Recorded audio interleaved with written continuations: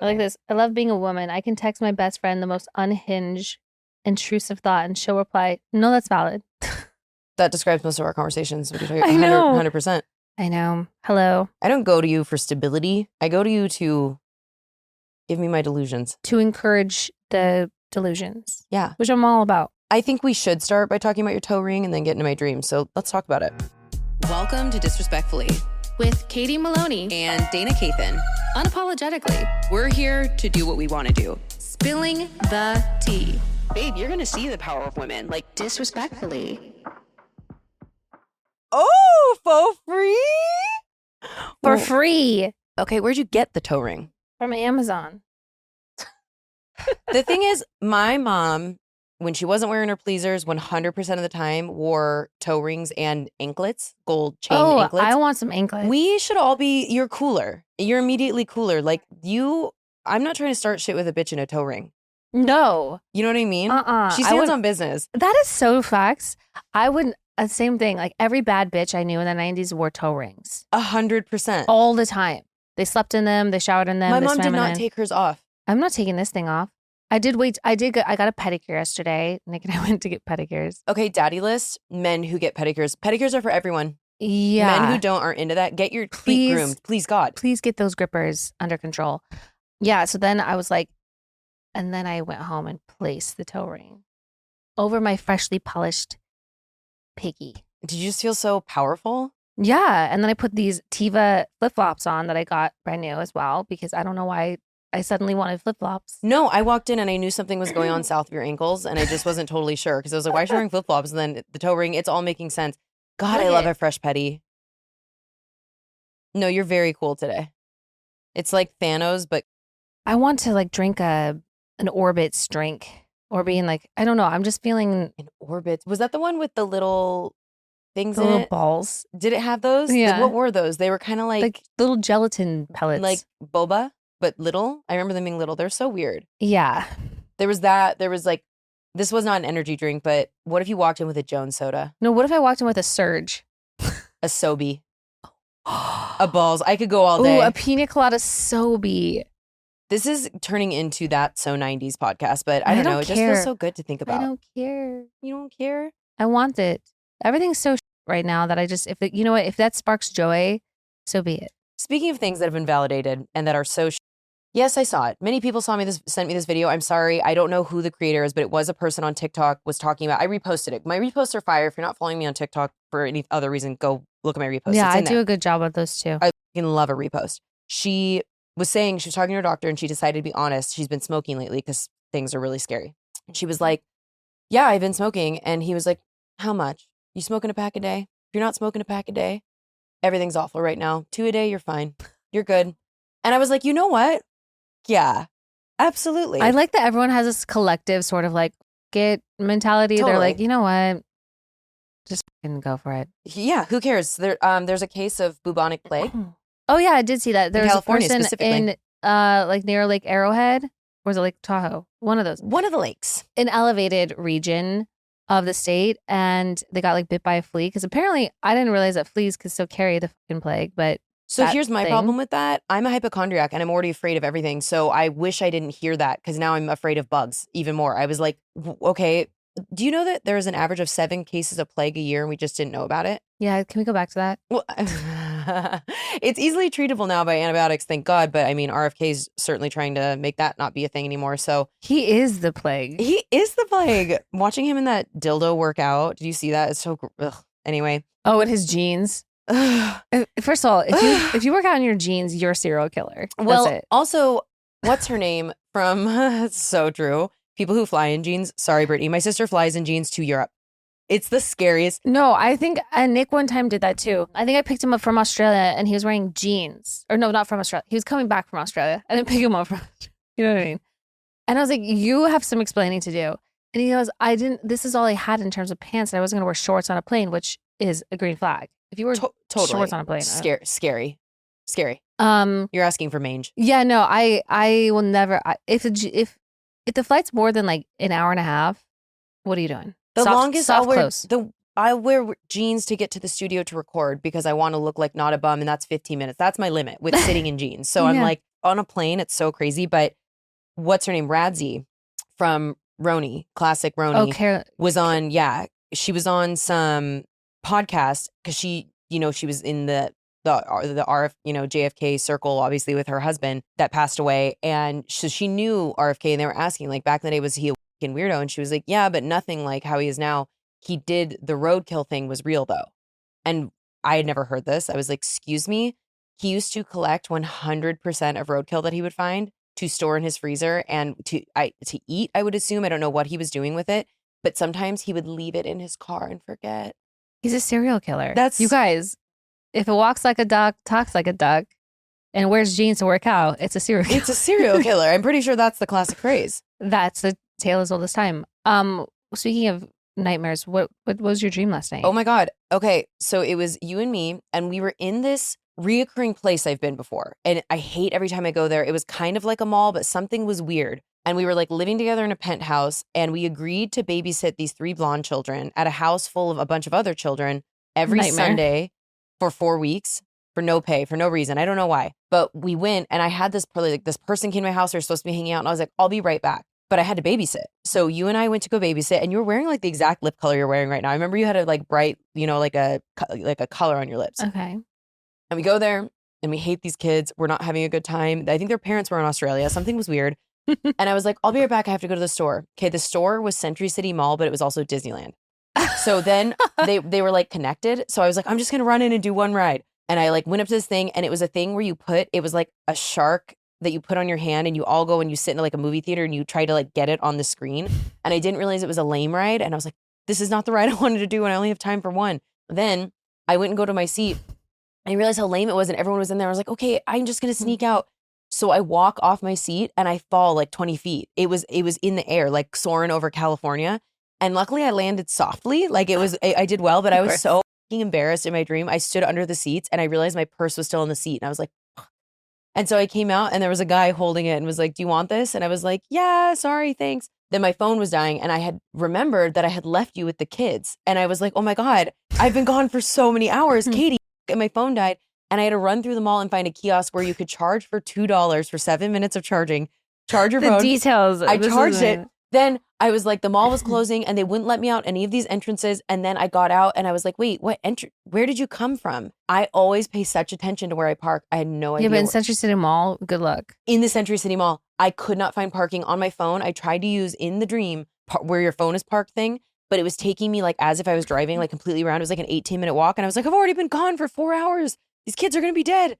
And I like just totally panic. And anyway, the last thing I remember was running through the parking garage like a banshee, having a full mentee bee looking for my car, screaming, like could not find my car. Sears was closing. Like, I'm going to go do a quick ride. That's the best part. It was so, like why? It was so stressful. And then like we had agreed to do it again the next weekend. And then my friend was like, hey, are you coming back? And I was like, the friend, I've left everyone for hours. I don't know what's going on. That's stressful. It's the way that I have the most vivid dreams, and I usually remember them, and it woke me up because it gave me a fright. It was like scary. Like I woke up being like, Century City. I had a dream last night. I had a dream that I was at a club till really, really late. And I came out and the sun was up. That was a nightmare. And I know it was a dream. That's not the sun was up. No, you're not doing that. No. Why is it that things feel so scary? But I guess here's the thing. If you've ever lost your car in Century City Mall specifically, you do know that fear. It's a very scary thing. That parking lot is... Your car might never come back to you. It might be over. No. Who designed that parking structure?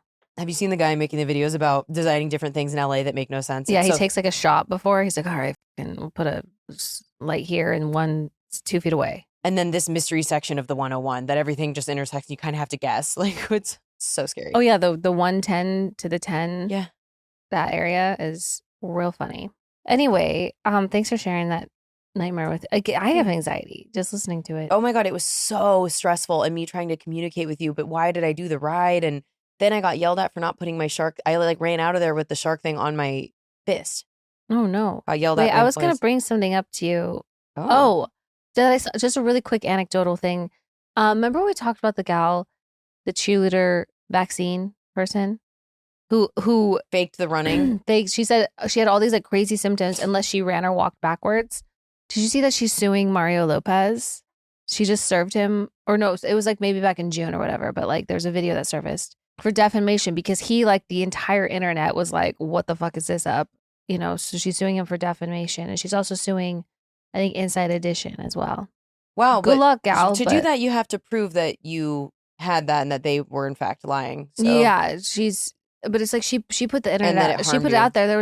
It was literally getting reposted and people were sharing all the kinds of their opinions and everything about it. But, you know, I think when there's someone who's famous or more notable, they tend to go after them. Yeah. But all he said was like, this performance deserves an Oscar, which I think is, they're saying is protected under the Second Amendment. Or wait, no, First Amendment. Sorry. Interesting. Okay, well, we'll have to see where that goes. Yeah. I guess also anecdotally, we're never going to start this fucking episode. Did you see the Annabelle popcorn buckets? No. Because you know how AMC always does like a kinky popcorn bucket? Like we had, God, what was the butthole one? Oh, for Dune? Dune, yes. It looked like a nice hairy asshole. And then we had the Freakier Friday one, which was cute and funny. And then now it's Annabelle and she has popcorn in her booty. So I don't know. People are like really upset about it, but I don't know. I don't think that's just capitalism. I'm not worried about that being haunted. I don't really care I about like that. this better. Oh, that's so cute. Is it? Yeah, it's perfect. Are we sure that's not it? Yeah, no, it's the popcorn booty one. So anywho, that's that on that, I suppose. Okay. I wonder what she's up to right now, but also don't care. Should we start this episode? Yeah, we're going to do some hometown heroes now. Let's do some hometown heroes. Do you know how adults, but not adults our age, adultier adults always go, they lick their index finger to turn a page? That's what I do at the grocery store for those little. Well, that's normal. Those are basically super glued together. This, I don't understand it. Have you ever licked your finger to turn a page? Sometimes when your fingers are really slippery, it's hard to grip. But I've never done that. Like, when they read a book. No, or newspaper. I think it's so crazy. Oh, let's bring that back. I like it. It's a little posh. It's very posh feeling. I like That's it. for sure. Okay, let's do this because we're never going to. Autumn says, hi, beautiful ladies. First off, big fan. I love you both. I'm an active listener of the pod. I love listening to y'all each week and laughing during my day at work with you. After hearing a mushroom story on an episode a couple weeks back, I thought I would write in and share my own wild ride. A couple years ago, I was actively networking on Instagram in the cannabis industry. Companies would send me products to post review, and occasionally I would get mushrooms for microdosing as well. One company from British Columbia, I'm in Canada, reached out to me wanting to send me some products for review. They sold cannabis, but their big thing was psychedelics. They sent me psilocybin extract chocolate bars and drink mixes. Now, I have microdosed and also just taken mushrooms for fun times in the past, so I wasn't worried about giving things a whirl. The drink mixes were like Kool-Aid. You mix it in a water bottle and chug away. Before trying anything, I went on their website to see more details on things like dosage and their general marketing. I read the website and saw that the dosage was 100 milligram of extract per packet. I thought, oh wow, a nice microdose to just kind of lighten the vibes of my day. My boyfriend and I made plans to take them the next day and see how it went. We also made plans with a cousin of mine to go out for an off-roading event that day. I thought microdosing would be perfect for something like that as it would be hundreds of people and I'm typically antisocial with crowds. My cousin also, I feel like doing mushrooms would be worse for that if you're a mushroom, like you are antisocial. Yeah. You want to be with like your also, safety people. 100 milligrams. I know. I don't know what that, I can't quantify that because I never look. I just eat. But that seems like a lot to me. It is a lot. That seems like First of all, I thought 0.25 was a microdose. No milligram because it's like if you look at a chocolate bar, there's 4 grams total in the bar. So so I'm saying 0.25 is a microdose. I'm not talking about just like a dose to feel like a no. It's like kick. Actually that does sound right because maybe 250 milligrams is a microdose because we're talking about the difference between grams and there's something like so. No, I believe her. I think this should have been a microdose, but this is foreshadowing. Obviously, that's not what happens. Okay. My cousin also mentioned a few of their friends would be joining us in a big group. I wasn't worried as I had microdosed in public many times with positive effects. The next morning, my cousin picked up my boyfriend and I, and we headed to the grocery store. He picked us up shortly after 9 a.m. On the way to the store, I made our water bottles and began chugging. Then we made our way to the edge of the city and planned to hit a gas station on the way out of town because we were a way out to where we were heading, about an hour outside where we live, heading to the woods. Now, when I do mushrooms, I tend to get the gut rot. Happens to the best of us. Mm-hmm. My stomach did start to turn a little bit, but I just tried to brush it out without worries. While sitting in the gas station with my boyfriend, mentions that this feels stronger than a microdose. I figured since my gut was rolling around, maybe I should take a quick bathroom break before we hit the highway. I go to the gas station bathroom, not the ideal bathroom for this type of situation. I get in there It's a type of bathroom with textured stone tiles on the floors and walls. As I'm sitting there, I look at the floor and the tile begins to swirl. Oh, God. I look to the walls and the same thing. I'm seeing waves and swirls. This is not good. I felt like I was in the bathroom for an hour, but when I came out back to our vehicle, my cousin and my boyfriend said I was only in there a couple of minutes. The gut rot was growling and anxiety was settling in. Oh my God, I could not do this. My anxiety had gotten the best of me. My boyfriend ended up also coming back home, slightly disappointed about bailing on plans, but being the great boyfriend he is, he knew that I needed comfort and he was doing his best while also enjoying his psychedelic trip. Got back to my place and my anxiety had eased instantly. I was in a safe space. Now, the quirk I have about mushroom is I tend not to want to be binded by clothing. I also always strip my clothes off and pounce around in a fuzzy blanket. This time was no different. I got undressed, wrapped myself in a purple fuzzy blanket, and sat on my living room couch. The next 5 hours, I stared at my paintings on the wall and watched the beams of light shine through the curtains, reflecting off glitter in some type of painting, creating rainbow reflections everywhere. It was mesmerizing. Once the trip had ended, I went back to the website and I read the product info and came to learn I misread the dosage. I was not on 100 milligrams like I expected, but actually 1,000 milligrams of the extract. No wonder I was tripping balls. It wasn't a bad trip, luckily, but not being prepared and for what I was expecting really put me in a loop. Just a reminder that you may want to double check or even triple check your dose before you venture into public. Haha. Hope this gives you guys a giggle about me tripping balls at 10 a.m. on a Saturday. Hope you ladies have a wonderful week. Love you. A normal starting microdose is 50 to 100 milligrams of mushroom or 0.3 grams of dried mushrooms. 1,000 is a gram, so that's a fuck ton. Yeah, that's a good amount. I mean, that's usually what we do for fun, but also if you aren't expecting it, and I think that this person might have a different definition of microdosing than we have. So I think that she was wanting literally you don't feel anything besides like you're just in a better mood is what I think she went into it expecting. Well, yeah, because that's what a microdose is. Taking but technically by definition, a microdose, you shouldn't feel psychedelic effects. Oh, then I've never microdosed before. You just dosed. I've done microdosing where it's psilocybin and like lion's mane and all that, and you don't feel like effects. It helps with anxiety. Like it's stuff that you can take on a daily. Oh. But when you're doing just a small dose to like feel something, it's a lot more.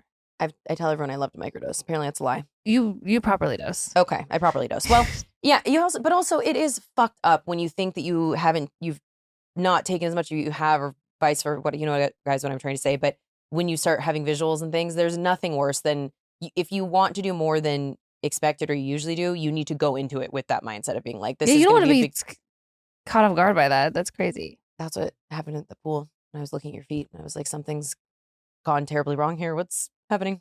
Oh, yeah, you guys were. Ended up being a really fun day, but holy fuck. Anyway. I still love a good night out, even if it ends at 7 p.m., but I'm not always in the mood to drink. Luckily, I found an alternative, just Soul's Out of Office gummies. They give me that same light, happy buzz without the hangover, sugar, or awkward next morning. Soul is a wellness brand that believes feeling good should be fun and easy. Soul specializes in delicious hemp-derived THC and CBD products designed to boost your mood and help you unwind. And we legit love them, so. They're so good.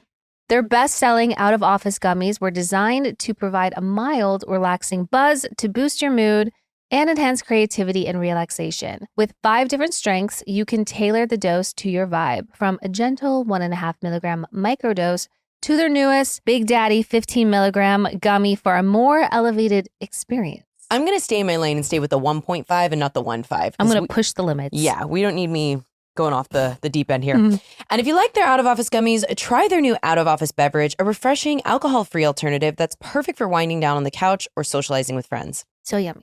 We love them. Soul also has a variety of products specifically designed to help you get a better night's rest, including Dana's favorite top-selling Sleepy Gummies, a fan favorite for deep restorative sleep. With wellness at the forefront, you can feel good about what you're putting in your body. All of Soul's products are made from organically farmed, USA-grown hemp and are vegan and gluten-free and low in sugar and federally legal, which is cool.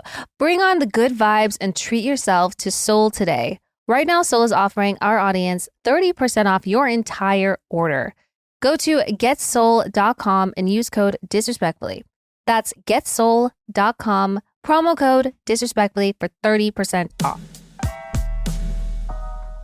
Okay, well, Anonymous says sleep night terror story. Perfect. On brand. Hi, Dana and Katie. Huge fan of the podcast and everything you two are doing. This podcast has really changed my perception on so many things and allowed me to put myself first. Love to hear that. Anyway, I was listening to one of your episodes last week and you guys mentioned sleepwalking stories, so I knew it was my time to shine. My boyfriend and I have been together for about 8 years, broke up when we went to college. It was short-lived though. He's always suffered from night terrors. I've always been used to him doing a little sleep talk or a little walk around in the middle of the night, but this night was a different story. Anyway, for context, we were in college on some holiday break and we were hanging at my parents' basement. The basement had a back bedroom, little kitchenette, living area, and of course a back patio. Also, the bedroom door was one of those sliding wood barn doors. This is important for context. Naturally, we would hang out the entire break in the basement so we could smoke weed on the patio. Anyway, this one night in particular, we decided to sleep in the basement bedroom and close the sliding door. I wake up at 4 a.m. to my boyfriend sprinting towards the door, screaming, "Refrigerators are falling." He then busts down the sliding door and runs out of the room and around the basement. I still remember it to this day. It was straight out of a movie. The door flung off its hinges like he was a stunt double trying to break down the door. Me in a dazed, confused state, petting my puppy as she screamed, barking at the door, terrified. My boyfriend then comes running into the room, almost crying, telling me I need to get out of this room because refrigerators were going to fall on me. Anyway, he has a magic phrase to get him to wake up, which is, "Kevin, go to bed." The magic, Kevin, go to bed. And then he'll wake up. After laughing so hard, I almost peed myself. I said, "Kevin, go to bed." And he woke up. We then proceeded to laugh and talk about what happened and eventually fell back asleep. I have a bunch more of these bizarre stories of his, and they are all hilarious. Also, before anyone tries to diagnose him, he's been to a zillion specialists, and he just has to deal with this or can be drugged up zombie. Also, I've been meaning to write about this insane hometown hero story about this girl from my college who had sex all over campus in the middle of the night, and it's the craziest story. I apologize for having not wrote in yet, but I promise I will. Was that girl me? And love you both so much. Keep changing the world, empowering more women. XOXO Anonymous. So did you... I mean, because I understand the barn doors, like it's like a track and then there's wheels on top of the track. So he just like... Okay, if he ran out of it Fred Flintstone style, like cartoon, that is the amount of strength you have to do that. I'm pretty sure, I'm not a barn expert, but any barn experts out there that want to write in, I'm pretty sure it's very stable. It's strong. Mm-hmm. Stable, barn, get it? Oh, but you know what I mean? Dude. That would be hard to do. And in sleep, like, sleepwalking, this is sleep tackling. This is a different thing. I thought the magic phrase was going to be like, Fruity Pebbles. Kevin, go to bed is so funny. And it also, that's just when he wakes up. Was his name Kevin? What if it wasn't? I mean, I'm hoping that it was, but that must be like that sounds like a hypnotherapy technique to like, get someone out of that. But that is so funny. Damn. Some people be really like walking out of their house and shit too. Like it's that's freaky. really scary. There's people that drive their car. Yeah. Oh yeah. I've heard ambient stories, but I've seen like there was that kid that went missing for a short amount of time, but they saw her on the ring camera. She just walked out like weapons too, but she came back and she wasn't running like this. But anywho, Jen says, "Hello, Dana and Katie. I'm a huge fan of you both. I appreciate your love and the support for the girls, gays, and theys, as I am bisexual and married to an amazing wife who was with me when we met Dana at Coachella. And we have four amazing fur babies." Okay, I wonder which coach. I feel like I know specifically, but I wish I had more details. I'm sure you were lovely, and I loved meeting you.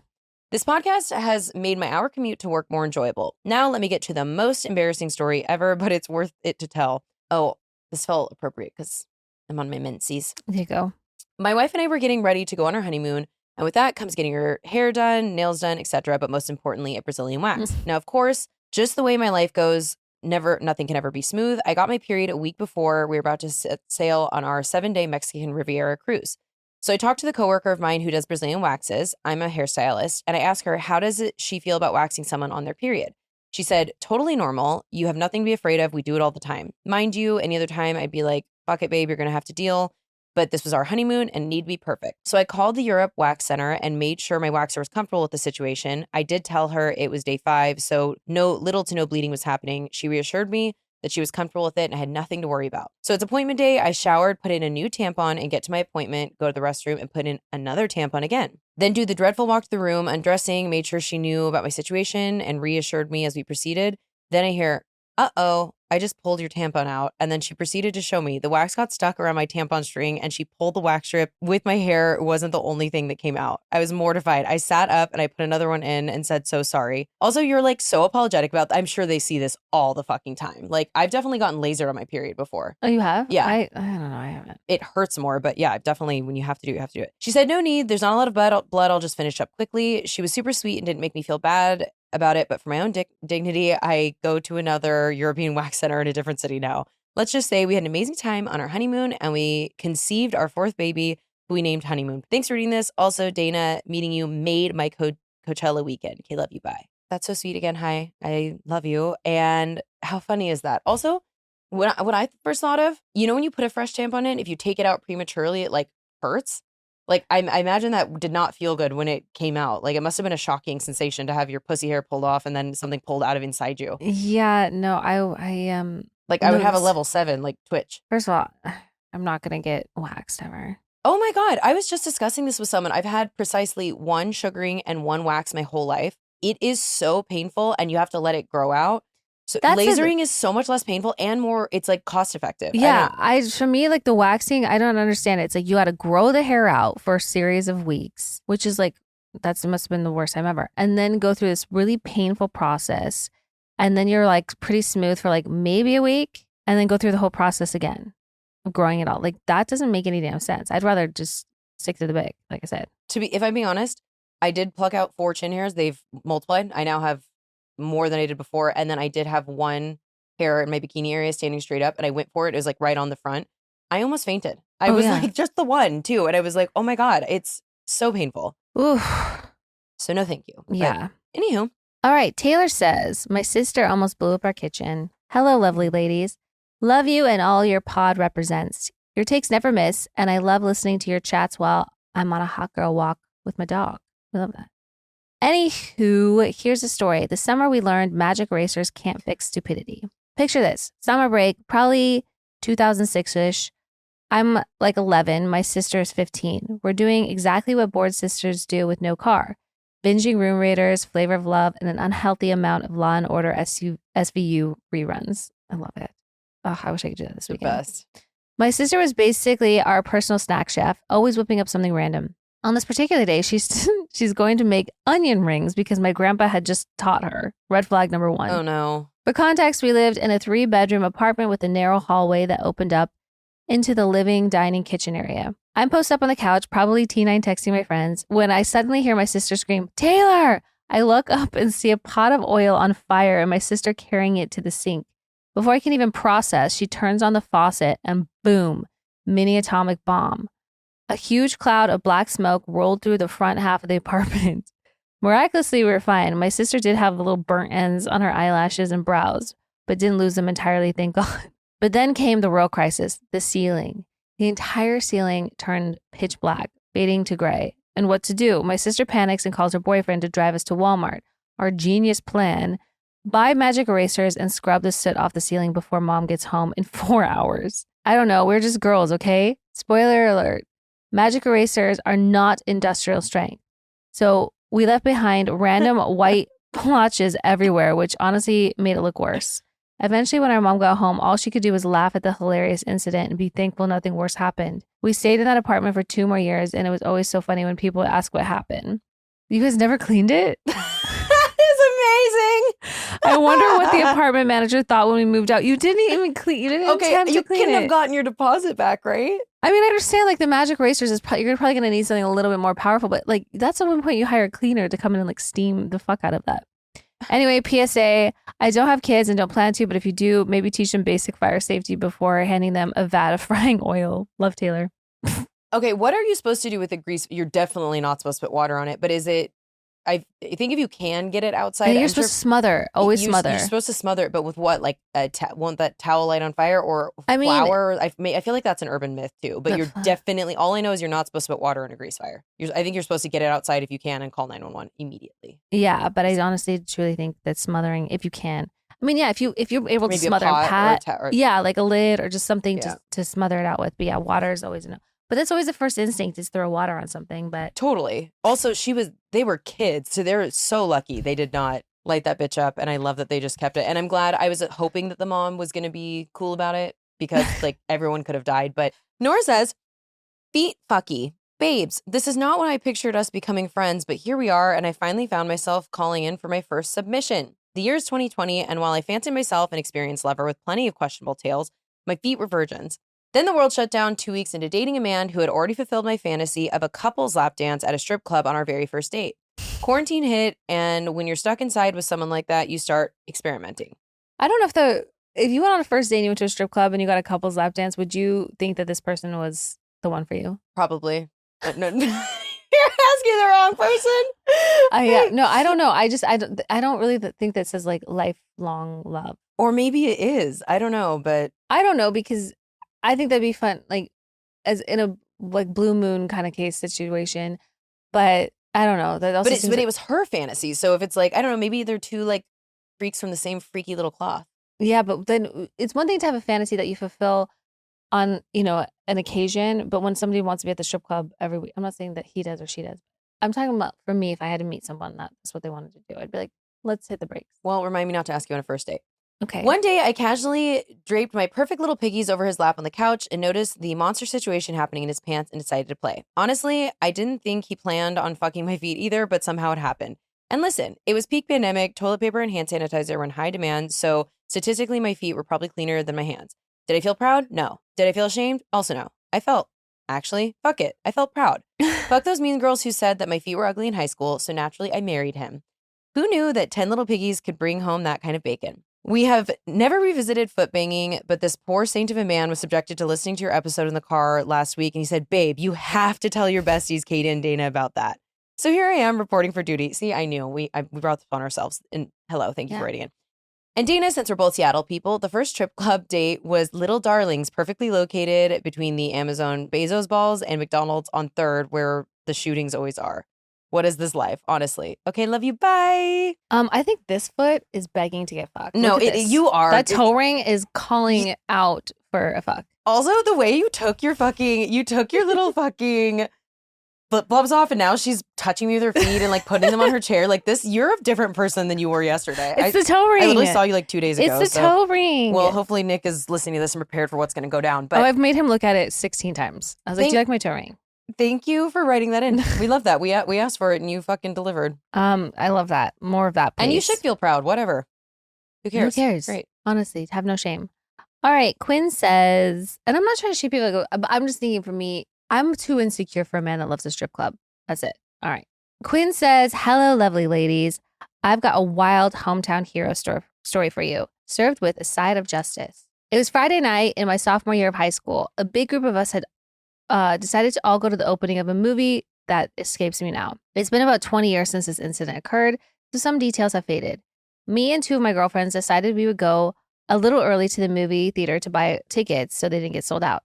My friend drove because she was only with the car at the time. After we bought the tickets, we walked back to her car. As we were getting in, a man approached my friend on the other side, as me and my friend were getting in the passenger side. We can see the man through the car standing right behind her. We hear him telling my friend to give him her purse. I was, of course, confused and stunned. Then my friend told us he has a gun. He was pointing a gun at her side.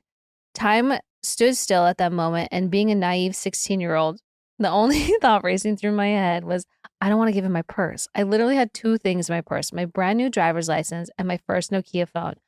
I feel that. Those are pretty important. I would be feeling the same way. Like, hell fucking no. Yeah, Kick him with your toe ring. Yeah, she says, my most prized possessions at the time, obviously. You can have my toe ring. But I quickly realized the gravity of the situation. Trembling, we passed our purses through the car, each second feeling like an eternity. He then told us that if we tell anyone about this, he would find our families and kill them, and just like that, vanished into the night. As we sat there shocked at what happened, we debated on what to do. I was scared at the threat that he made against our families, but my friends said we should call her dad. Her dad was a detective for the local police department. My friend had her phone in her pocket, so we were able to call him right away. She told him what happened, and he sprung into action. Luckily, my friend had a credit card in her purse, so they were able to trace this guy if he made any purchases with it. Sure enough, he had gone down the street to a gas station to buy gas and snacks. They were able to catch the guy shortly after. A few weeks later, a couple of detectives showed up at my house. They asked if I could identify the guy in a picture lineup. I never in my wildest dreams expected that I would ever have to pick out a criminal in a lineup. It wasn't as dramatic as they show in the movies, but it was definitely nerve-wracking, as I wanted to make sure I was picking the right guy out. I was able to correctly identify him, and then they let me know that there would be a trial to convict him. They were asking all victims to attend the hearing and stand in solidarity so the judge could see how many lives were impacted by this man's crimes. Apparently, he and his woman accomplice were going through parking lots around town mugging women at gunpoint for the last month. Oh my God. They had about 20 victims in total, which were all women. The men would approach the women at their cars with fake gun, as we later found out, steal their purses, and the woman accomplice would use the credit card to make the purchases. Some of these even took place during broad daylight. I attended the trial with my mom and was wild to see all the victims that showed up to see this man and woman get convicted. The judge opened up the floor for any victims to make a statement on how they're affected by this crime. I remember a few women spoke out about how they were with their children at the time of the crime and how they felt like their sense of safety was stolen that day. I didn't speak, but I definitely felt like my carefree childhood was altered after that experience. I no longer felt safe going out with friends at night, and my trust in strangers changed. But also seeing all these women come together to make sure this man and women paid for the crimes was so liberating. The judge found the couple guilty. I felt justice was served that day, but I also felt proud to know that we helped get this couple convicted while also stopping them from committing a crime against other women. I've come to understand that we are fortunate to have a close connection to the police, which I think helped them catch this couple. Without my friend's dad, they might have continued committing this crime. P.S. My purse, phone, and ID were never recovered. Stay safe out there, ladies. K love you, bye, Quinn. She just gets up and she's like, your kids, I haven't played Snake in weeks. My Nokia phone, I just got a new faceplate for it. Fuck those people. That's so traumatizing. There's a bunch to people with children, to teenagers, like what? So you can get some Fritos? Yes. Fuck you. So you can get their debit card. Like, and also you don't know, like, what a risky thing to do, a crime to commit when you don't know what you're getting on the other end of it. The same way people steal like packages. What if you're opening up a box of like cake flour? Because I've had that delivered. But you know, like you don't know what you're getting. And so like, why inconvenience people, commit a crime, and then not get rewarded in the end of it? Well, with like things like road rage, lately I've been trying, because I do get mad at people, but just have not been engaging if someone like tries to engage with me. I saw the scariest road rage thing happen outside Jones on 3rd in Studio City this weekend. I was stopping at, Einstein Bagels truck is there sometimes. I was getting a bagel and schmear. And this person, I don't totally understand what happened, because they were pulling in the spot. They were next. So it was a really good spot, right? There's not good parking in that location.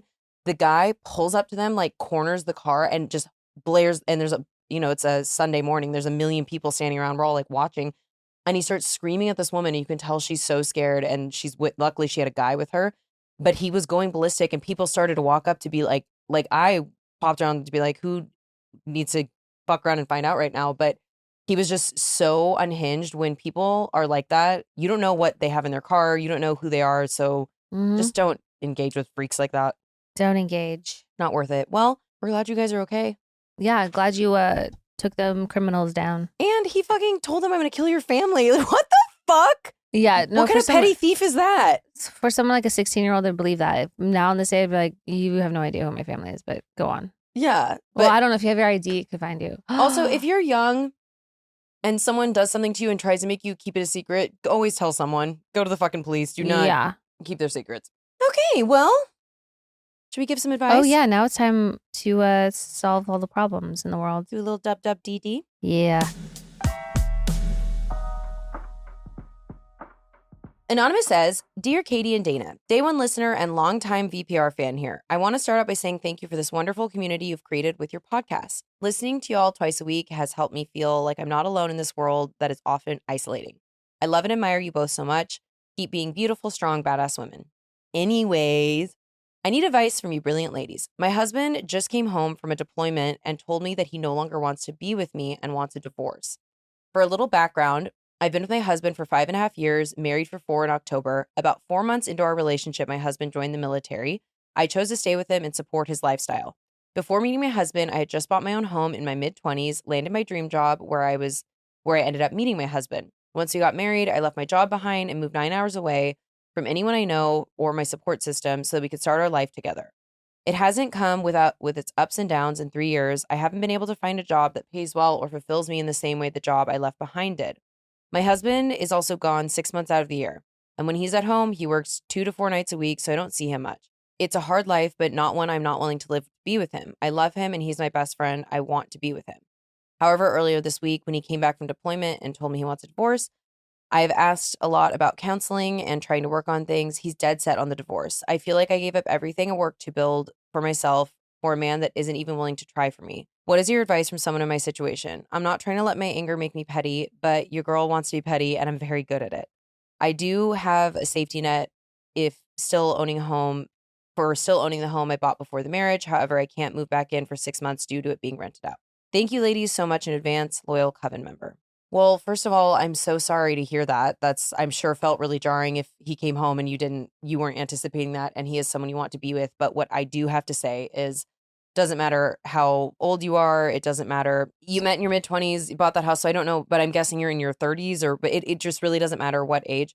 Look, I know it's hard if you don't want the divorce and you want to be with this person, but if they are dead set on not wanting to be with you, it is time to start letting that go and moving on and finding out what the rest of your life is going to be. And you had a fucking dreamy life before, and now you've had all this other life experience. So let's make an even better dream. I think that this should be looked at as an opportunity. And I think that if you need to be petty, you can be petty. I'm fine with that. Yeah, He sounds like a dick. I say be a little petty because like I'm wondering like what the fuck changed in this person, and I'm sure you are too, and you have like a million questions. But when someone just out of the clear blue says they want a divorce and is like dead set on it, I don't think you should keep fighting for that at all. And then also thank God that you have been really smart throughout your life and you've had this home that you can like go back to. So I mean, I think take this time before you can go back, and I don't know. 6 months is a drop in the bucket when you think about it. So yeah, and also like legal stuff takes time. So I'm sure that you're able, or hopefully you are able to stay in your situation and then go back to your home. Good for you. Buying a home and having that safety net, and grieve and feel everything you need to feel. Don't rush through that process. Be petty. Put a fucking sardine in his gas can or whatever you ladies do. And then, go and make the best life ever. That is truly the best revenge. There's no, be a little petty, but then put it in your past. Because like what you're saying, like grief is a thing and it's not linear. So like you're going to go through like, obviously being upset, being angry, feeling all those things. I think just feel them all in a big way. And don't fight for someone who doesn't want you. Say, okay. Yeah. Bye. Literally, yeah. Say to yourself, I don't want what doesn't want me. That should be your mantra. This or something better, baby. Anyway, we have all kinds of faith in you. Yes. Love you. Bye. Okay. Anonymous says, hello, lovely ladies. First off, I want to thank you both for giving such a safe space for all of us to go to for advice and comfort. Love you both so much. I will keep this one short and sweet, but do need your thoughts and opinion on how to go about my boyfriend's hate towards my best friend. My bestie and I have been friends for 20 plus years, and she is seen and known as a fourth sibling in my family. We've been through literally everything together, and we share one brain cell. I love her so much. She doesn't live in the same province, Canada here, so I rarely get to see her. On the other hand, my boyfriend, who I've been with for 6 years, does not love her. He has mentioned time after time that he thinks she's annoying and hates when she comes to visit. I constantly have to remind him that it's only once a year and that she comes and stays with us, but he still gets frustrated. He complains about how all we do is lay around and snack when she's here, which honestly I'm so okay with, LOL. I don't understand what the big deal is. Sorry we are both comfortable with being lazy bitches. He also states that she doesn't do anything around the house like clean the kitchen or regular house chores, but I've told him so many times she's not Molly maid and doesn't need to do shit when she's here to relax on vacation. She does clean up after herself and is fairly neat, so not sure what that's about. What's your thoughts and how do I fix this? Could it be a jealousy thing or does it sound like he hates her? I can't just ditch either of them, but if I have to, bye boyfriend, LOL, just kidding.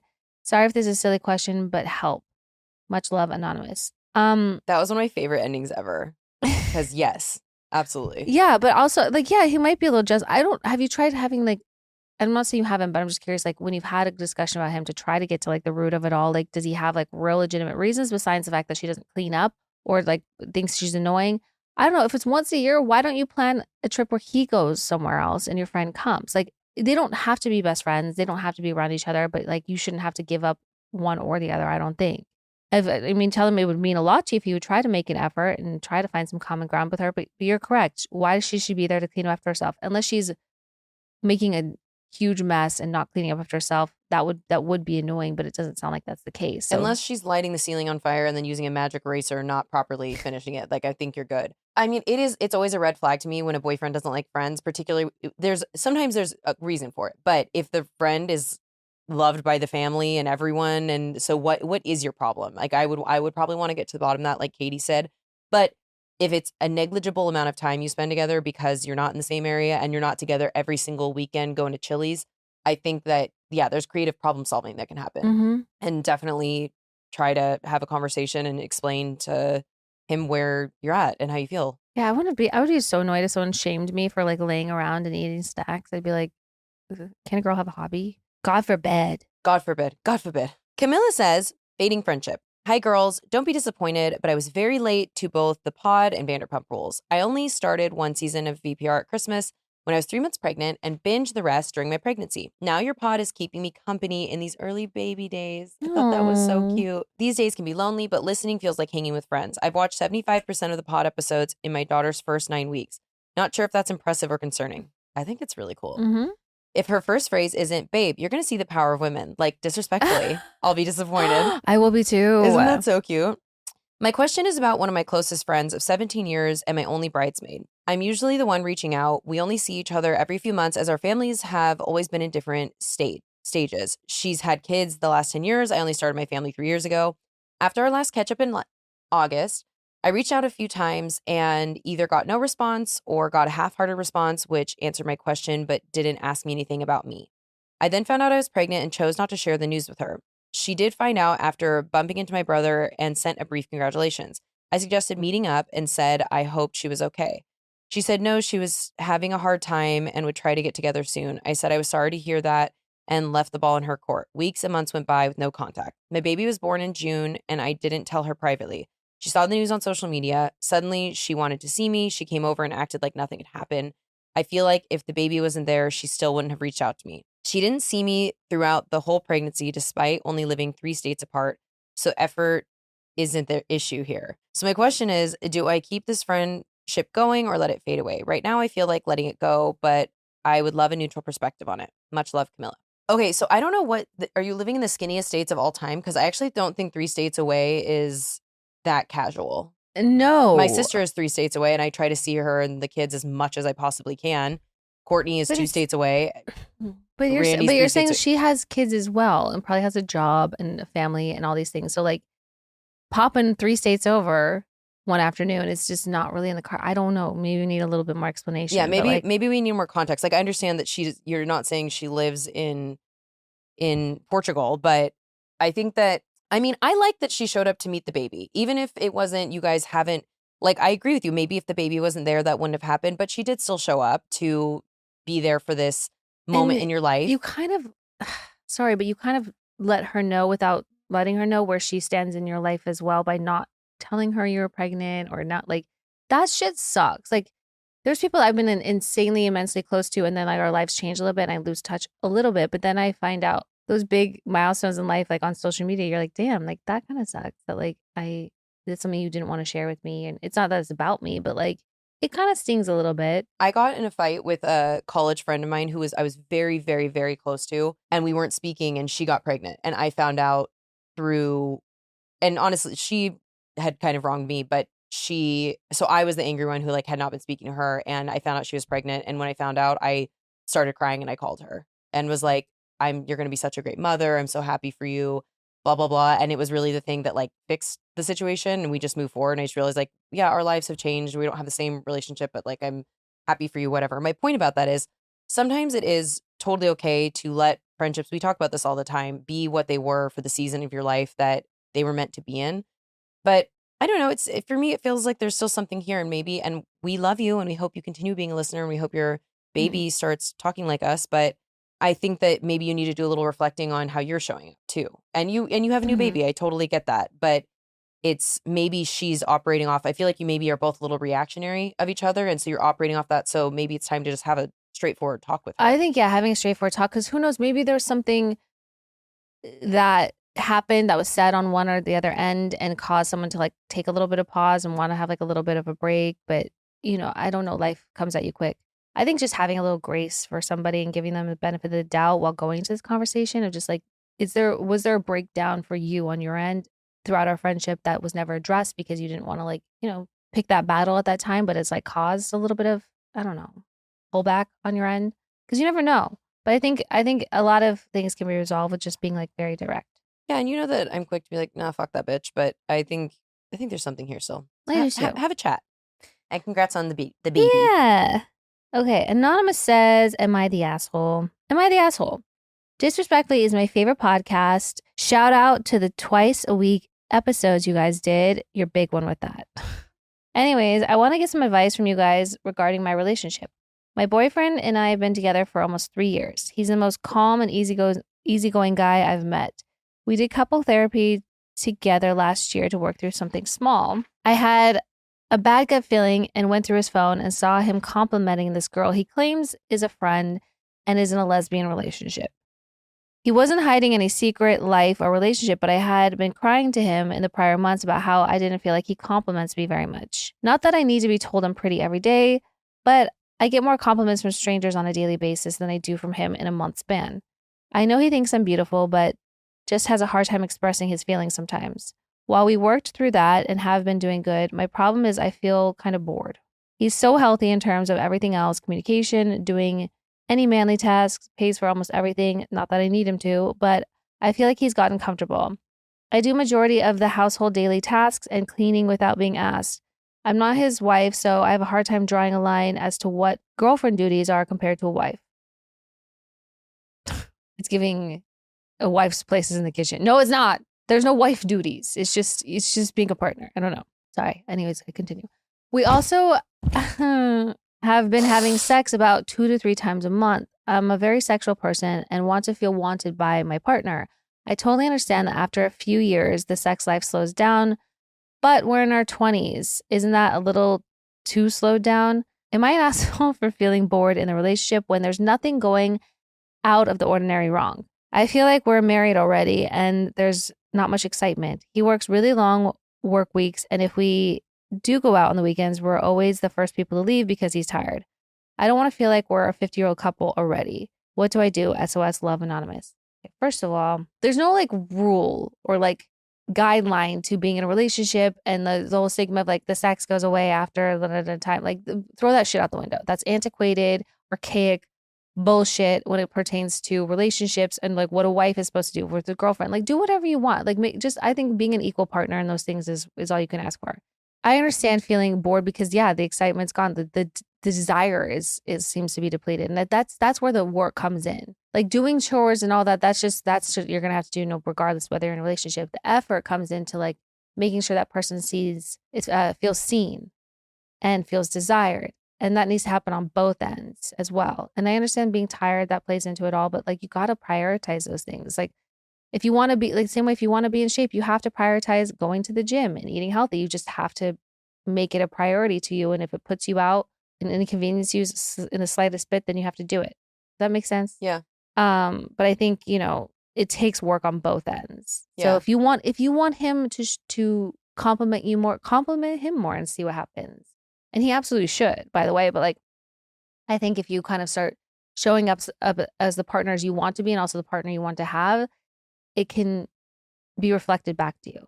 I understand that you're saying he also has a hard time expressing his feelings sometimes, but I get how that would sting if you're, he's complimenting and giving the thing that you want to. So I think that Katie's correct in terms of there's no set guidelines or whatever. You have to make it your own, but, make sure that you're expressing what you need. And if you have and you're not getting it, then that's then something you have to decide if you can deal with. But I definitely think giving it and then seeing if you get it back is a good way to go. Yeah, because I think sometimes when someone is like, oh my God, you're like, because typically when someone gives you a compliment, you're inclined to give them back, or like it creates a space where that kind of dialogue becomes more natural and more often, more frequent. Yeah. Sorry. Oh God. I think it becomes more frequent when it's something that you just start kind of introducing into your daily like routines in the morning. Wow, you look really handsome. I also really want to highlight in terms of the normal, like you're in your 20s, it is different for everyone. But if you feel like you are not sexually fulfilled and it feels not right for you, then it's not right for you. Like, and then again, that's something that should be talked about. But yeah, stop. I would say just trying to put yourself in a box of what you think it should look like and be more where it is. Exactly. Hope this helps. Hope it helps. We do love ya. Kayla Rose says, narcissist mother-in-law. Hi, Katie and Dana. Thanks for making this pod that captures the feeling of sitting on a patio and having a margarita and some chips and queso with your girlies. You both give amazing, level-headed advice while also keeping it real. You remind me why laughter really is the best medicine. Sweet little fucking peach. No. I'm writing in because I have a mother-in-law who, when I bring her up in therapy, my therapist said, well, I technically cannot diagnose her. I do think the strategies for interacting with a narcissist would be really helpful here. It sounds like my therapist. God. I have a laundry list of stories I could share about how selfish and cruel she is, that when I tell my girlfriends, their jaws drop. Buying herself a new wedding ring to look exactly like mine, but bigger. But I want to keep this message short as possible. Every year for Mother's Day, my mother-in-law asks her sons and daughter to plan a date with her where their spouses and children are not involved. What makes it weirder is that every year when she texts the spouses and thanks them for not coming and letting her children spend the day with her. My husband understands my perspective and the fact that it's August and they are only now doing the date after she had to remind him, I think, points out how kind of weird dynamic for everyone involved it is. Anywho, I have learned in therapy that I can't take her excluding me personally, and that working towards having a loving relationship with my mother-in-law or having her take accountability for how unkind she is are just healing fantasies that probably won't ever happen. I know I'm supposed to gray rock her and not give her any ammo to use against me, but it's just so unsatisfying. I'm sure the official WWDD answer for her to reply to this year's thank you for not coming text is something very mature and smart, but I also want to hear what WWDD if you didn't have to be the bigger person. Love ya, Kayla Rose. Oh, I would plan the most epic family day with like your husband and all that and everyone else except for her. And then just be like, oh my God, thank you so much for understanding why you're not invited. 100%. Just give her, I'm sorry, you sometimes have to give people a taste. Oh, I think you could also respond back and be like, oh, yeah, you know what? It was actually fine. I got cracked by your son last night, so I wasn't really feeling up to it anyway. Like, are you fucking kidding me? Also, this kind of parent really creeps me out. It's like the parents that want to like fuck their kids. Like, I'm like, Freud needs me involved, basically. You know what I mean? Is that like crazy to say that they have that energy of like being jealous of the partner? You should not be jealous of your child's partner. You're not in a relationship with your child. That's your child. And also, at some point, I think that's a little weird that you're a grown adult with spouses and you guys are still doing this. I think it is. And it feels passive aggressive for her to be like on the back end, hey, thanks for letting me be with them alone because I'm a freak. I don't know. It's not, okay, and I hate to use the word normal in terms of behavior, but that's not normal for them to just be so exclusionary, you know, for things like that. Like, I'm surprised this mother doesn't want to spend time with her grandchildren on Mother's Day. It should be like, I'm the matriarch, and these are all like my children and their spouses. And it should be like really, I don't know. If something joyous. I think something that was trying to, it's like a power play too. You could try not responding at all. Like that to me that's a little combo of the gray rocking and the fuck you. Don't say anything. Yeah. That's all I have to say to that is nothing because you should sit in it. You're gross. I want you to ruminate over that. Just also don't understand too, like if I don't know if did they mention if they have kids or not? They didn't. So I was wondering, they must not, because that would be a big fucking deal if for Mother's Day, But she says plan a date with where their spouses and children are not invited. So what, they are not going to spend Mother's Day with the mother of their children is fucking weird. Correct. That's really bizarre. And especially, or if it's a daughter and she has kids, I was like, I want to spend this with my kids. Like, I don't know. It's just I don't know. I would probably be ruminating and making a big old deal about it. I would too. And I think that the spouses, it's their job to really get involved in your life. So you gray rocking more, maybe not responding, and then collectively being like, hey, we're all grown with partners now. I understand that you're trying to relive the 90s, but our partners are going to come and you're going to have a great time with them because they're our chosen people. Mm-hmm. So get the fuck over it. The way you chose someone and then had kids, I chose someone and had kids. Like, it's like when parents don't want to like let their kids like grow up and be adults is always so weird. No, it's freaky. Yeah. Makes me feel gross. So I don't really know what we told you to do, but good luck with it. I want to hear what we would do if we didn't have to be the bigger person. Well, we would be about it as well. Yeah, tell her you sucked the soul out of her son's dick and that you are just completely exhausted. Drained him. You're like you were like the rug burn on my fucking knees. You could not imagine. We need to redecorate. Mm-hmm. That's what I would do. Let us know. Yeah, let us know how that turns out. I love it. Okay. Danielle says, friend and ex-spouse betrayal advice, please. I am a huge fan of you both. I was introduced to you both on VPR and became deeper fans beyond reality TV through this podcast. My ex and I had a pretty amicable divorce. I asked for it. I just felt like roommates, no intimacy, and I didn't want that for her or myself. That's so relatable. It was a hard decision to make, and I came to terms with my villain role in her story. We were civil, sharing the house, dog, etc. One night, my best friend, who swore she wasn't picking sides, called me and told me that her and my ex were sleeping together. My stomach dropped. I lost it. I was such a good friend to her and would never betray her like that. My biggest issue is that my friend let me believe for months that I was the problem, nuking the friend group for months and listened to me cry and struggle while she was fucking my ex-wife behind my back. Am I weak to let them both back into my life? My days without them both are excruciating, but I'm still so hurt. Should I cut them out? Do I let them plead their cases to me? Help. Katie, I know you experienced something pretty similar. Yeah. I say move on. Cut. Goodbye. I know that sucks because these are people that were played such a big role and part in your life, but they're not good people. Like people that can hurt somebody like this. And it's like, listen, I've been guilty of. Yeah, you have. But someone's husband, that's someone who was married to somebody and all like I that think they were wives, but that's what I mean. It's there's always like nuance and context to the situation. And I think the nuance and context here is that this was your best friend. Obviously, it was close to you and your spouse through your marriage, all of that. Like they're too close to the situation to be like, oops. I just think. Look, my biggest thing for this would be the most haunting part of this is the like talking about the relationship with the friend and crying to them and then the fucking being happening. That's what I mean. Them being so close to this stage. Yeah, like that's what it was. So that's like that's so fucking dark. So I personally think cut them out. And I understand it's hard with the friend group, but I think distance, maybe in time you'll be able to be at events with them when they're in the periphery or whatever. But those people did not give a fuck about you. I don't say that to hurt you. I say that to be honest. Like I think they obviously loved you at one point, but to be able to do that, that is not someone who has your back. It's such a mind fuck because then you think like, okay, well, the whole time we were together was my spouse looking at my friend in a way of like desiring them. Like it just is going to fuck with you on too many levels to like try to normalize a friendship with them. And I just think it's just so weird. Like, I don't know. I think about any of my friends who's like, I'm friends with them and their spouse, if they got divorced, like, no, that's so unhinged. That feeling of like finding information like that out. Like, I'm so sorry that you've gone through that. But yeah, you did not deserve that. That's very, very lowbrow behavior on their part. And fine. They don't deserve to have you in their life. Just honestly, I think putting energy back into yourself and, nurturing and cultivating new friendships that are so far removed from everybody else, that are just your own, taking all the lessons you've learned and applying them to new friendships is the best case you can do. Or is the best thing you could do. English is really hard today. Yeah. Got to do it, babe. We love you. That sucks dick. I know. But yeah, I mean, that's why I think like the best thing I could do for myself is kind of like not cut off friendships, but put distance between a lot of the people that are so, and Tom and I are still like on okay terms and everything like that. And just kind of create my own friends and group and people I like to be around that doesn't bleed in from the rest of that bullshit. Yeah. Hope it helps.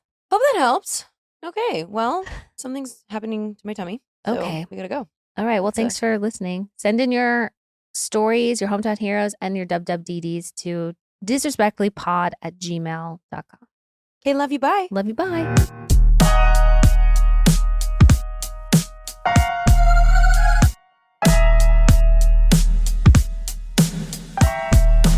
Babe, you're going to see the power of women. Like, disrespectfully.